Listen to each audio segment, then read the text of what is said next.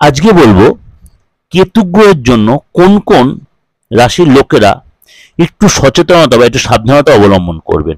রাহু কেতু নিয়ে আমরা হয়তো কোনো কারণে অল্প বিস্তর একটু সতর্ক থাকি, কিন্তু আমি বলি রাহু কেতু সবসময় যে খারাপ হবে তা নয়, কিন্তু কিছু কিছু রাশি লগ্নের জন্য একটু অশুভ ফল দেয়। কেননা সব গ্রহ যে সবার জন্য ভালো দেবে তা নয়।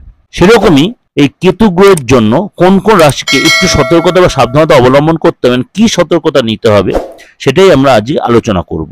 প্রথমে বলবো কেতুর কুপ্রভাব মীন রাশি, তুলা রাশি এবং মকর রাশি, এবং কি আপনার কুম্ভ রাশি লোকেদের জন্য কিন্তু এই কেতু নেগেটিভ প্রভাব বিস্তার করে। এই চার রাশির জীবনে মানে কোনো সময় যেন সমস্যা শেষ হয় না। তুলা রাশির ক্ষেত্রে এটা একটু বেশি নেগেটিভ ইম্প্যাক্ট তৈরি করে এই কেতু। আর্থিক দিক থেকে বলুন, সামাজিক দিক দিয়ে বলুন বা শারীরিক দিক দিয়ে বলুন, তুলা রাশির নেগেটিভ ইম্প্যাক্ট তৈরি করে, এবং মকর কুম্ভ মিনের ক্ষেত্রেও সেটা একই রকম। সুতরাং আপনাদের অবশ্যই এই সময় একটু সতর্কতা অবলম্বন করতে হবে এই চার রাশির লোককে। তাহলে কি আপনি একটা ক্যাটসাই পরে নেবেন? কখনোই নয়। এই কেতুর পরে যে আপনি ক্যাটসাই যদি পরে দেন, আপনার যদি কোনো অ্যাস্ট্রোলজার না দেখে বা কেউ তো কোনো অ্যাস্ট্রোলজার আপনার হট করে ক্যাটসাই পরে দেয়, তাহলে কিন্তু সেটা ভুল হয়ে যায়। আপনি অনেক সময় অনেকে কেতুর প্রভাব কাটান, অনেকে গণেশের মন্ত্র জপ করেন বা গণেশজিকে পুজো দেন দুর্বা দিয়ে, করতে পারেন, কিন্তু সেটাও আমি বলছি সবসময় শুট করে তা নয়। এটা কারোর সাথে কনসাল্ট করেন। কিন্তু আপনার প্রত্যেকে কেতুর মন্ত্রটা জপ করতে পারেন। কি করবেন? কেতুর মন্ত্রটা নম ওইং হ্রিং কেতবে নম। আমার দিগদর্শন মন্ত্র চ্যানেলে এটা দেওয়া রয়েছে, তা আমি আপনাদের কাছে বলে দিচ্ছি। নম ওইং হ্রিং কেতবে নম, এই মন্ত্রটা 108 বার জপ করবেন। এরপরে কি করবেন? পলালধূম শঙ্কাশং তারাগ্র বিমোদ্যকং রুদ্রং রুদ্রতকং রুদ্রং রুদ্রতকং কুরংতং কেতুং প্রণমাম্যহম। পলালধূম শঙ্কাশং তারাগ্র বিমর্দকং রুদ্রং রুদ্রতকং কুরংতং কেতুং প্রণমাম্য। এই মন্ত্রটা অন্তরপক্ষে 17 বার জপ করবেন। যদি এটা নাও বলতেন তাহলে বীজ মন্ত্রে জপ করবেন 108 বার। নম ওইং হ্রিং কেতবে নম, নম ওইং হ্রিং কেতবে নম।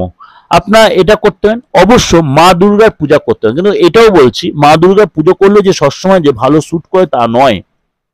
এগুলো কিন্তু আপনাকে একটু বুঝে কাউর সাথে কনসাল্ট করে নেবেন। আপনি এটাও করতে পারেন ওং নম ভগবতে বাসুদেবায় নম, ওং নম ভগবতে বাসুদেবায় নম, অবশ্যই এটা করবেন। আর আপনাদের বলি, যাদের বাচ্চাতে রাহু কেতুর ডিস্টার্ব রয়েছে বা কালসর্প রয়েছে, তারা কিন্তু কোনো মতেই সাপকে মারবেন না, কোনো রকম সাপকে মারবেন না, বা কোনো সরীসৃপ জীবকে মারবেন না, কোনো সরীসৃপ জীবকে মারবেন না।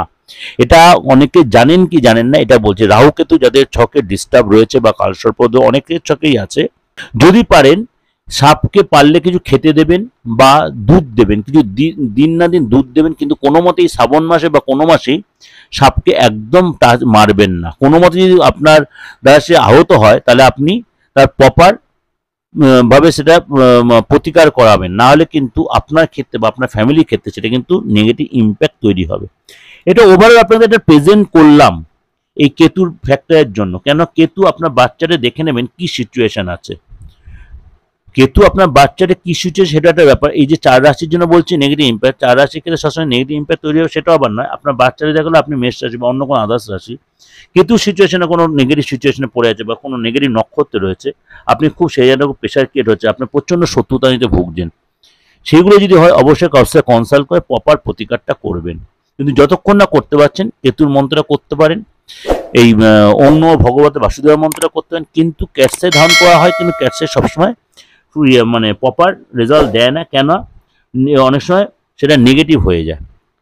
কারোর সাথে অ্যাস্ট্রোলজার সাথে কনসাল্ট করে করবেন, খুব ভালো হবে। যাই হোক, ভালো থাকবেন। যদি ভালো লাগে প্রোগ্রামটা অবশ্যই লাইক করবেন, সাবস্ক্রাইব করে নোটিফিকেশনটা অন করবেন, যতটা লোকে শেয়ার করবেন। যদি মনে যোগাযোগ অবশ্যই বুকে নেয় ফোন। নমস্কার, সবাই ভালো থাকবেন।